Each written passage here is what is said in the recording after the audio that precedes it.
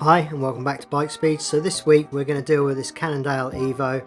We've got a bent front chain ring, broken chain, and we're going to service it as well and just sort out a few little minor problems along the way. So as you can see, this bike is, been used and it's just getting a little bit tired and just needs a little glancing through. So as you can see here, the front chain ring is actually buckled. When the chain let go basically on this bike when the rider was riding it, snapped his chain, and this was the resulting damage of the force that can be involved with such a thing as simple as snapping a chain.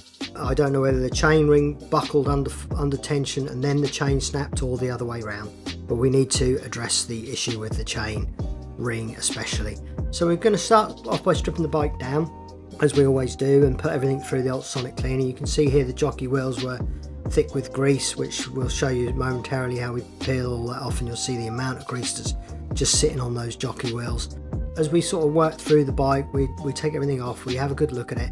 Now this bike is actually due to be doing some long distance mileage fairly soon, so it was a good plan to strip down and rebuild this bike at the same time as servicing it, so that we could really work our way through, so that we know when this bike is taken on those long journeys that everything will be as good as it can be in preparation for that journey. So sometimes your strip down rebuild is almost more important than a standard service. One thing I did just notice here was that these little bolts have been used to space out the pump attachment and bottle cage, just so as presumably the pump can be put onto that attachment.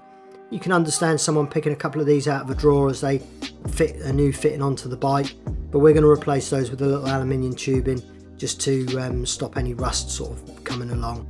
So now you can see here I'm just taking off the grease off these jockey wheels before I actually put them in the degreaser, really just to sort of show you the level of grease. I mean, look, this is a ball of grease that we took just off the jockey wheels.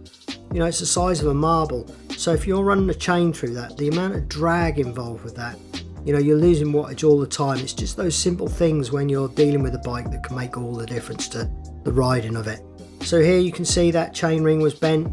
Actually this took a little bit of time to source that chain ring. It wasn't straightforward with that one, and I think that's sort of a sign of the way the world distribution is at the moment. Some parts that you would think would be dead easy to get hold of can sometimes just linger a little bit, and you have to sort of take a sort of a curveball to get them. But anyway, we did get that, and so that's what we're just dealing with. It didn't make sense to replace the entire chain set. We just replaced the damaged chain ring. The rest of it was all okay.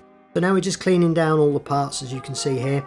One thing that did amuse me this week was we was actually messaging a fan in Australia, and he commented to me during their messages that he sees these videos on a Thursday, and it really made me sort of realise the scale of our channel and YouTube, in that you can have some, we always say, oh, we're published at 7 o'clock on a Wednesday, but that's our local time. We never actually dawn on the fact that you're from all around the world, and as 7 o'clock is not your 7 o'clock. Likewise, the time zone and world is so vast that someone's actually watching on a different day to when we publish this video. It just really amused me this week, and obviously we've got a fan who regularly comments, who's also out at sea and not even on land, and he watches our channel when he's out at sea. So yeah, it was something that just struck a chord with me this week about how where our reach is, in terms of where you all are. So wherever you are in the world, whatever your time scale, thanks for watching. Maybe the International Space Station will message us one day and say that they're watching up there. That would be quite amusing. So now you can see I'm just greasing up and re-lubricating all these parts, popping everything back together with the correct greases and lubricants. And we've been through this all with our other videos, and I'm sure we'll go through it again in the future about how we use various different greases, various different oils, Loctites and so on to get these parts absolutely spot on and precise. Even things like the quick release, we grease and lubricate and oil and copper slip and everything else as we do. So now we're just putting on this new chain ring on here. You can see that's going on there quite nicely. There was no need to replace that chain set, it was just the chain ring that needed doing.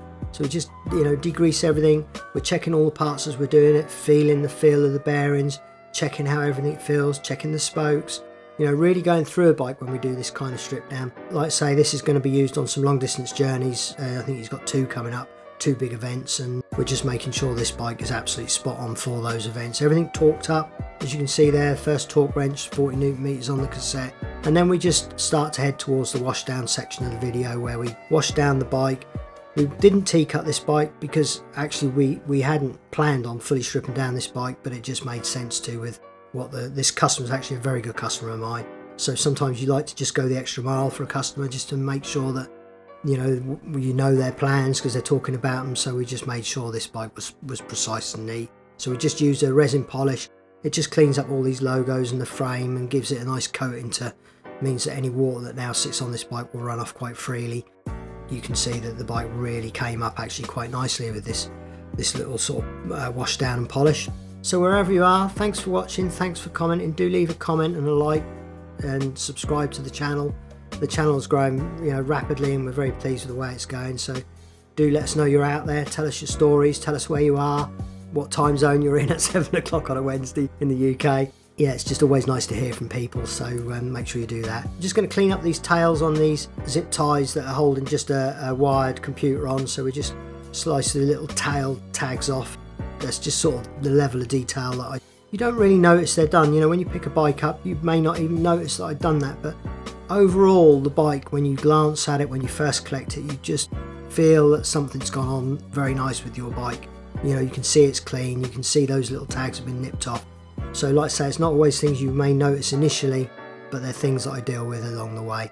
So we're just putting this brake back on, and then we just clean off this little bit of packaging here. That little piece of foam on there is actually packaging foam from when the part was new, so we clean that off again. That's something you may not initially notice when you've had a bike serviced by us, but they're just the little details and the little subtleties that when you pick up your bike it's just gleaming and looks nice, and you may not even realise why, but that's why. So we're putting a new chain on here, we're just sizing that accordingly. We go small ring, and just make sure there's some tension on the rear derailleur at the same time, and then we just pop in that quick release. And you may have noticed there I actually used some expander bars, like some breaker bars effectively on my pliers for the chain. I actually broke my shoulder last year and I just still haven't got the strength in my shoulder bone to actually even pop a chain together, so I'm improvising all the way with various things I do on a bike that you may notice along the way. Think that's a bit weird, but that's probably why, because of my poor old shoulder. So you can see here now, I'm just going to do away with those rusty bolts and replace them with these little aluminium spacers. They'll just look a little bit nicer. Again, you'll get no rust running down the frame if they ever get wet, and you're out and about, you'll get rust running away from those. So now with the aluminium you won't get that. And again, that's another one of those little subtleties that the rider may never notice, but they're the things that make all the difference. And now obviously this is going on a long distance, so everything is torqued up, brake blocks, pinch bolts, mounts. This is where it really can be make or break for a long distance event. If you're doing several hundred miles on a bike in one event and you've got something just slightly loose, it's going to rattle, road rattle and eventually come loose, and you could end up finishing an event simply because something wasn't done up correctly, or spoiling an event even. And what shame, just for the sake of having a bike service pre-ride.